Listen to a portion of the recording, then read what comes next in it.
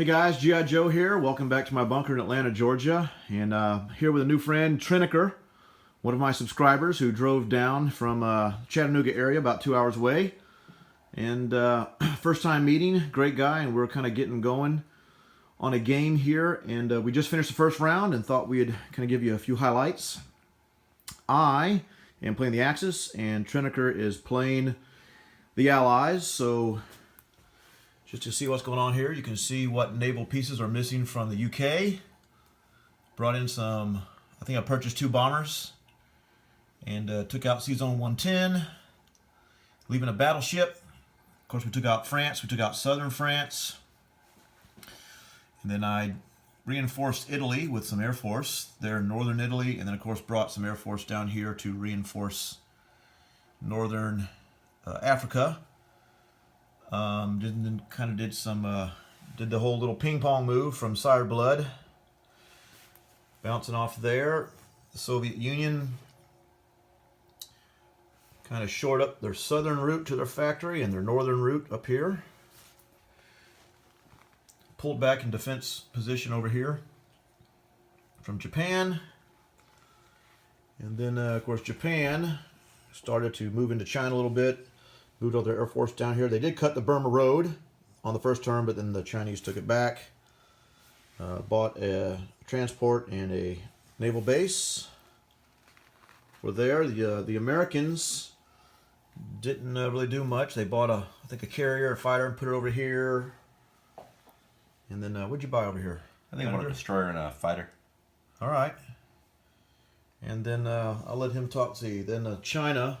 I think you just, what'd you do, Trenacker? I just dropped a bunch of Chinese infantry on the Burma Road. Yeah, so he's protecting the Burma Road there.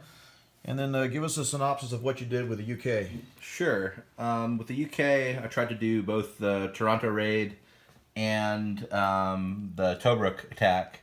The Toronto raid pulled off real well. The Tobruk raid, not very well at all. Got pretty much destroyed there. But trying to make a go of it with some French pieces. And we'll see what happens. I definitely, in the Middle East, tried to do the Middle Earth strategy. That worked well. I now own Iraq. Just sort of standing by to stand by in the British Far East Command. And preparing Australia to take New Guinea next turn. And brace for the Japanese murder ball over here. Murder ball, I like it. Yeah, this move in Germany, I brought down the fighter down here to Tobruk. I think I got that, I think one of Variance's videos to help shore up the North Africa campaign. But anyways, first round, we're done. About to hit on to second round, so stay tuned, guys. And I think I have another person or two might be showing up a little bit later today to join in. But we'll see you after round 2. Okay, guys, Gijoe here. Just finished round 2. About to start round 3. Here with my friend Trenacker, new friend Trenacker from Chattanooga. And now friend Cullen joined us, my friend Bill. Bill's observing, Cullen's playing, he's from my gaming group. So Germany has done a little bit of dark skies and put, I think, 16 points of damage on the UK. You can see over here, they've taken all of France, Western Europe. So there are no Allied ships in the Mediterranean, so Italy got a few extra points for that. Something's about to go down here in North Africa. Industrial complex by the UK. Barbarossa has not happened here on the Eastern Front. Kind of still finagling a little bit of this Middle Earth strategy for the Allies, and China's still holding on to the Burma Road. Not a lot has happened really out here yet. U.S. is not in the war. But we're starting to gobble up some of these money islands down here. So we'll see what happens to round 3. All right, end of round 3. And I just want to show you a little bit here where we are. The Germans, with their bombers, have put maximum damage on UK. Looks like they're getting ready to do a potential sea line here. You see what's going on in North Africa. Something's about to go down here. And then the Italians have gotten transports and come into North Africa a little bit. USA is building up on both ends. The Japanese have jumped into the strategic bombing campaign and put at one point maximum damage on Calcutta, but they bought down to 8 damage points, I think. And I think at one time there was a full damage points on Egypt, but they bought that down as well. So, can I see what's going on here? Tell them about the French. Oh yes, the French. They attacked one lone artillery from the Italians and actually won a battle. So, way to go. Hooray for the French. So, speaking of which, I don't think the French can capture Anglo-Egyptian Sudan, although we tried valiantly. yes. A little We correction would have there. let them have it, for the record. So you can see what's going on. Japanese have gathered, taken all the money islands, and you can see what's going on over there. United States is... We're starting round 4. America is at wartime economy, and it's about to go down, I think, here, round 4. Stay tuned. Round 4. At the end of round 4, Germany did do Operation Sea Lion and has taken it. Of course, there's 100% damage on the facility there. The Russians are starting to... They have attacked up here into western Poland, so they're starting to bring their forces up to the front. We see that we still have a battle on here that has not happened. The Americans have started to come over here to... They took Gibraltar back from the Germans, and they're starting to build up a force there, I guess, planes and such. Down over here, Japan is making a move on Calcutta. We have, at one point, full damage on that factory, but they bought down some damage. UK does not have any money. Oh, I take that back. UK does have Pacific. They do have some money. They bought down their damage, and then we're able to collect at the end. You see what's going on here. Anzac has started to attempt to take back some money islands. We do have full-blown war now. And the Japanese have taken out the Navy for the Philippines, but the Philippines still stands. And then the American Navy attempted to take out this. They did get rid of the Navy, and then the planes landed there in the Caroline Islands for Japan. Then they retreated back to an adjacent sea zone, reinforced with their Navy up to Hawaii, and I guess you see what's going on. So we're about to start round 5. Okay, guys, we're getting ready to start round 6 here. We actually just finished round 5. I'm going to give you a brief synopsis of what's going on here. First of all, in Europe, Germany still holds London, and they've moved their Air Force over here towards the east to deal with the Soviet threat. And it's kind of been a little bit of back and forth here, but it looks like the Germans that I am playing should be able to take out Poland. Kind of a pincer move here. I'll be able to take out that. Shouldn't be any problem. And had some Italians reinforce up here in Bessarabia. The Soviets made a blunder in that they left 4 of their Air Force here without any type of infantry support or anything. So I had some bombers and on an air base, and they were able to reach there, take out that along with an infantry, and then retreat. So they lost a majority of their Air Force, unfortunately, for them. So that's kind of what's going on in Europe. In the Mediterranean, as you can see, the Italians have, about the 3rd round, I believe, kept British and Allied warships out of the Mediterranean because we took Gibraltar and Morocco. And the Americans, although took Gibraltar, we have reinforced Morocco pretty heavily. We have a stalemate here between Alexandria and Egypt because they're multinational forces, so there aren't enough forces.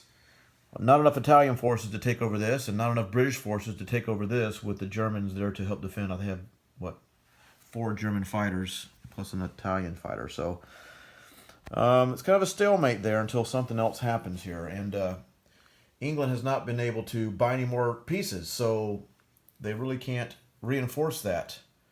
And so what has happened is because of that, Italy has kept Allied ships out of the Mediterranean for 2 or 3 turns now, so they've gotten 5 IPCs for that, and now they own all of North Africa, except for Egypt, so that's, according to their national objective, they've gotten 5 IPCs for that. The Americans did come down and take Gibraltar, but this is pretty heavily fortified, so they're starting to build up over here, and I think they kind of misplayed the United States here. They should be in the game more so than they are right now, but U.S. is at least 2 turns away from hitting the European Western coast. So it should be okay there for 2 turns. And over here in the Far East, we have India is not able to purchase anything because they keep having to use their money to buy down damage points. Because every turn I take 2 bombers and 2 escorted fighters, and I come over and I strategic bomb their factory. So they keep trying to buy it down, and they only have enough to buy it down to about 7 points of damage. Starting to build tanks, so Japan's starting to make a push through China into southeastern Russia.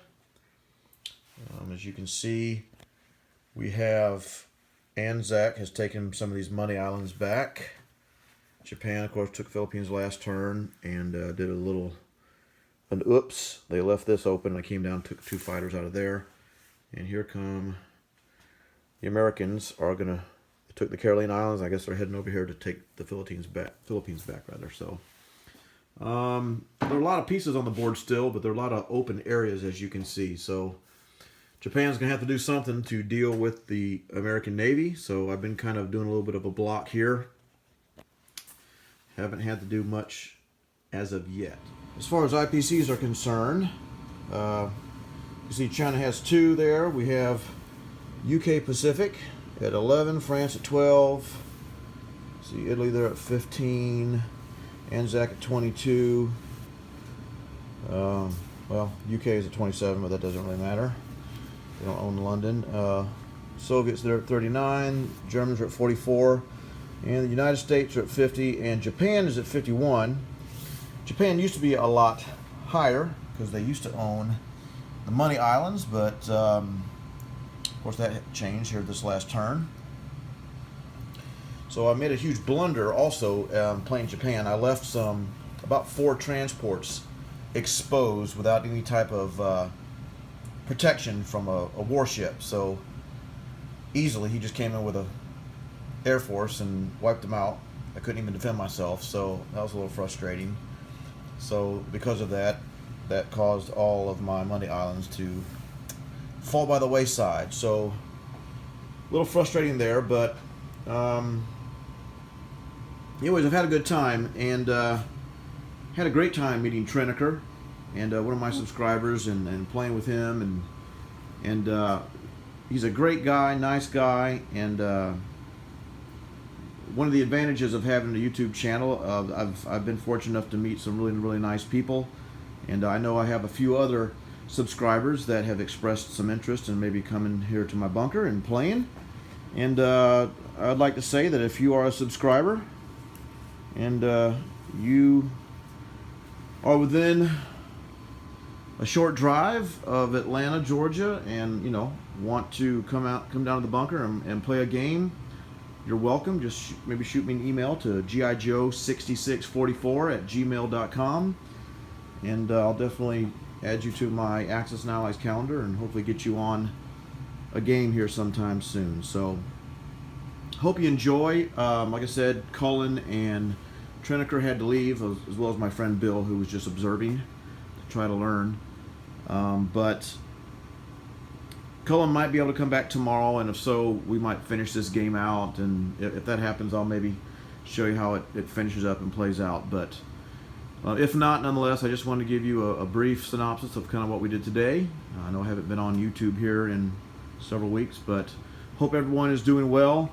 And I saw that Grasshopper had a live streaming today, so I'm sure a lot of you guys were watching that. And anyway, so thanks for watching, guys. And like I said, if you're a subscriber and you want to come down to the bunker, and just shoot me an email, and I'd love to meet you in person and maybe play a game sometime in the future. Okay?